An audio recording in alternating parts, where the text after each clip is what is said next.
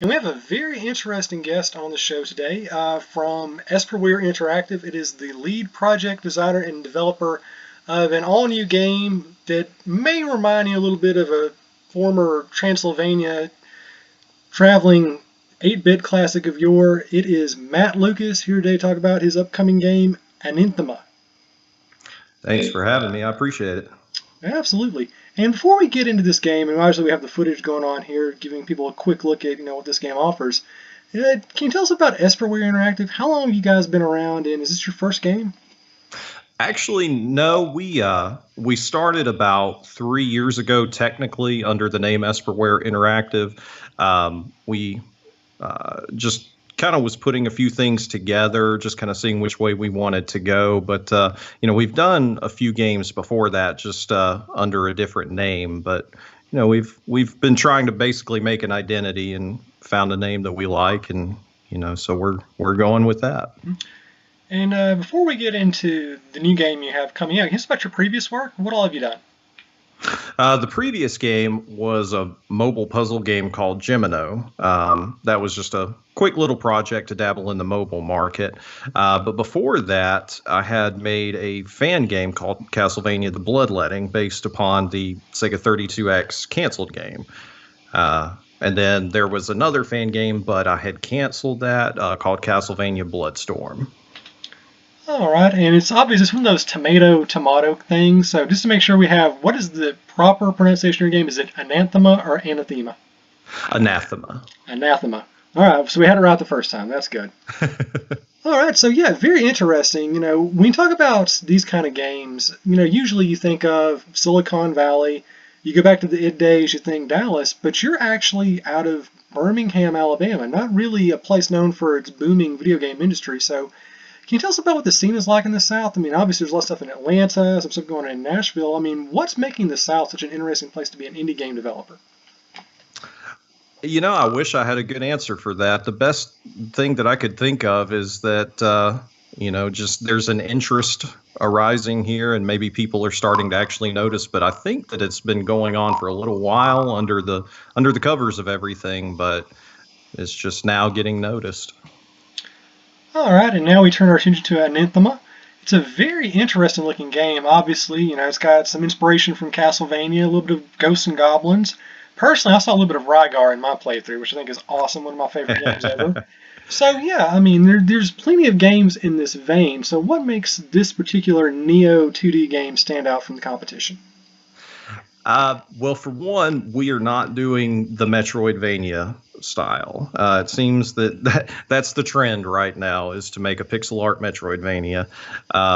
So that being said, we're more level by level based, similar to Super Castlevania 4, Super Ghouls and Ghosts, the old Ninja Gaiden games on the NES. We're going for more of an arcade type of a game rather than the game where you explore and power up and adventure through. We wanted to do something a little bit against the grain.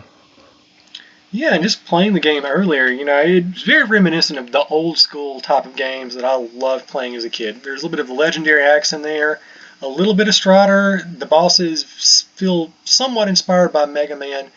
And these games that are very retro oriented, they're very popular nowadays. But it's not just being sort of a nostalgic cash grab. I mean, it has very much an identity of its own. So, I'd like to tell us a little about the origin of the game. How much programming has been into it, the story, just some of the distinguishing characteristics of it.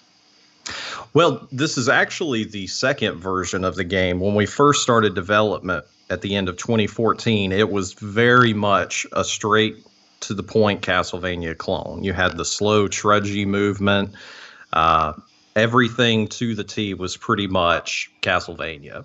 But when we launched Steam Greenlight in 2015, there was actually some interest in it. And one of the common things that we heard was, why not try to do something on your own instead of cloning Castlevania? So we went to the drawing board and we decided it probably would actually be best that we make this its own thing. So we revamped it. We tried to make it faster, and we looked to inspiration from other games and just tried to basically make something that isn't an exact clone, but you can feel the inspiration from where we grew up playing these games. And it feels familiar, hopefully, but it hopefully feels like its own thing at times or most of the time. Oh yeah, and just for the viewing audience, this is certainly anything but a glorified fan game. I mean, there is some great, orchestral music in here. You have real voice acting. Tell us a bit more of the bells and whistles of the game. Well, my background in this is actually that I could never create pixel art. So we first had to find a way that we could present the art, and we decided to go upon the pre-rendered graphics. And then once I had a design of what direction we wanted to go, I actually turned to one of my best friends who's a very great musician, and I asked him to do the soundtrack, and he's just been blowing me away with everything that he's been coming up with. I mean, he can dish out the tracks faster than I can keep up with him, and each time I'm more and more impressed. And would you say the game is more of a story-oriented type of game, or is it just traditional old-school action platforming? Definitely story oriented. We have hired voice actors, some names that you may or may not know. We've got Amy Smith from Freedom Planet, Kira Buckland from various games that you probably know. She recently was in the latest Nier game as 2B, and we've got Duffy Weber as our main villain too. So once we found some voice actors that we really liked and got along with, we decided to really vamp up everything for the story. It used to be in-game cutscenes, but now we're going for more of a motion comic type of cutscene because we really want that to be a good focus of the game. And about how many different people do you have working on the game? Well, we have 3 main employees right now. And then we've freelanced with a handful of different people. But I'd say altogether, we've probably been working with testers and all somewhere in the area of about 10 plus people. But again, some of those are freelancers. Right, and we just had a major milestone in the development of the game. You had the official demo released just actually a couple of days ago. So how far along are we in the production cycle? I know we're targeting 2019 for a release date, but any chance it can come out sooner? Well, we're projecting 2019 as we're currently at about 25%. We would like to hire on some more help to help us get it out faster. But since we're mostly just 3 people on the main development, it's a little bit slower than we would like, but we would rather take our time and do it right rather than just rush it out. But there is a possibility. We just need to look into getting some extra hands in the project. Right, it's very early on in the development process, of course, but any plans for a multiplayer component or maybe some DLC? Well, no, there are no plans for multiplayer, but we have discussed that if we ever do DLC, we will do it after the launch. And if the game is well received, we would like to do a level pack, maybe 2 or 3 extra levels, and just give those away as a thank you for everyone contributing and believing in us on the game.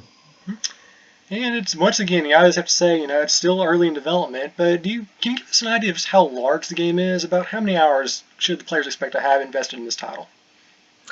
We're hoping that there will be at least 2 hours from start to finish. The demo as it is 3 areas that comprise of a total of 2 levels from the game. We will have at least 12 levels for sure. We have those planned out.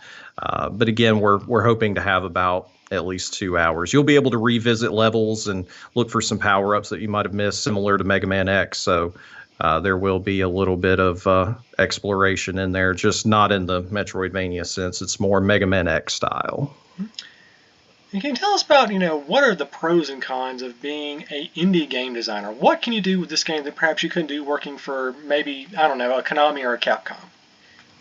Well, there are a lot of strengths. We have the freedom of choice to go against the grain of anything trending in the industry. So that's a big one. We can make the kind of game that we want to make without having to answer to a publisher. You can see your visions come to life. And I feel like there's more reward that comes with the risk. But there's also a lot of limitations, too. Money constrains a lot of every aspect. Mostly forcing you into a small team.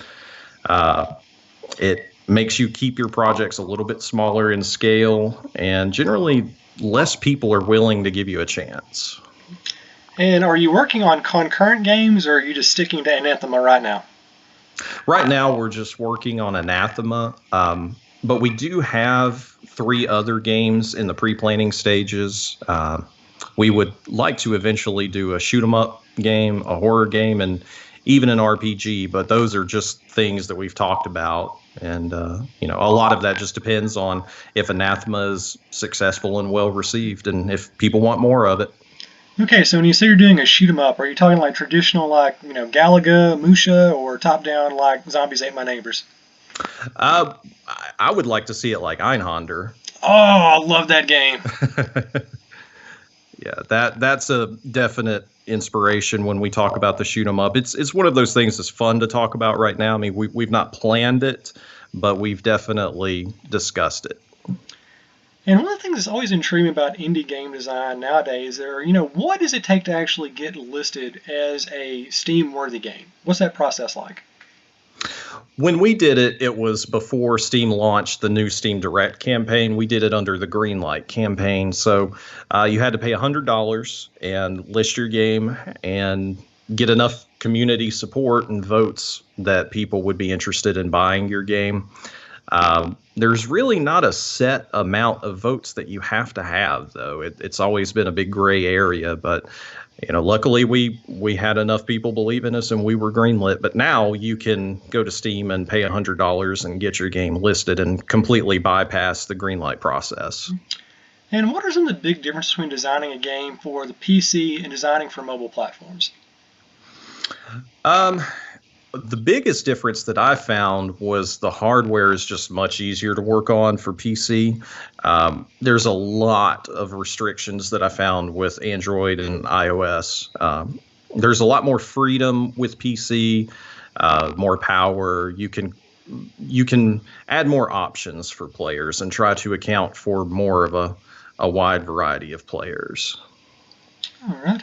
And of course, being an indie developer, you have to be very ingenious with your revenue model. So what are some of your long-term sustainability ideas? Well, we do not believe in microtransactions, subscriptions, season passes, ads, or any of that. We like the old school way of you pay for a game, you own it, you play it. We would like to just release the game at a set price. Everyone owns it. And if we do DLC, it's just, like I say, as a simple thank you, an additional few levels that are completely free to the player. We intend to sell the game and the soundtrack, and hopefully people will enjoy both enough to go for those, and we won't need anything else to generate revenue, hopefully. All right. Yeah, and you're currently targeting a $14.99 price point? That's correct, yes. All right. That sounds more than agreeable to me. I mean, this looks very high quality to me. I mean, I would pay more than that, just to be honest. Well, it would be great to do some of the humble bundles where you can pay what you want, but I mean, we want it to be a fair price, and we want people to feel like they're getting a deal. And do you have any crowdfunding programs going on to perhaps finance the game? We have talked about Kickstarter, but that's in the distant future. Right now, we're just funding it out of our own pockets from our day jobs. But hopefully one day we can do a Kickstarter and try to hire some extra hands on the project to make it happen faster.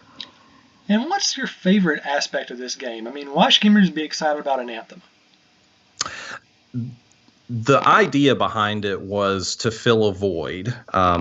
Very inspired by Castlevania, as well as Mega Man, Ghosts and Goblins, and the original NES Ninja Gaidens. And obviously, those are all nowhere to be found. So we wanted to fill a void in the wake of everyone doing their Metroidvanias, first-person horrors, and things of that nature. So we just want to give something that you really don't see a lot of anymore. And can you tell us anything about the difficulty curve? I mean, this looks very old school. I've seen a lot of videos from players, and it's interesting to finally get some real feedback. Making the game, I find it very easy, so it's tough for us to balance the difficulty. I've heard mixed reactions. Some people think it's a little easier, some think it's a little bit harder, but That's generally the first stage. After that, it seems like they have a lot harder of a time. I just got to say, as a neutral observer, this is the kind of video game that I look forward to nowadays. Because, I'm a guy, I have a full-time job, taking care of family. I don't have, all the time that I had when I was in college and in high school, just play games all day. But this is the kind of thing where it's instant gratification. You can hop in anytime. It doesn't look like there's, any, long loading times. There's no extracurricular stuff. It's just good old-fashioned arcade platforming action. And it looks beautiful. And I have to say, I'm very impressed with what you've shown so far.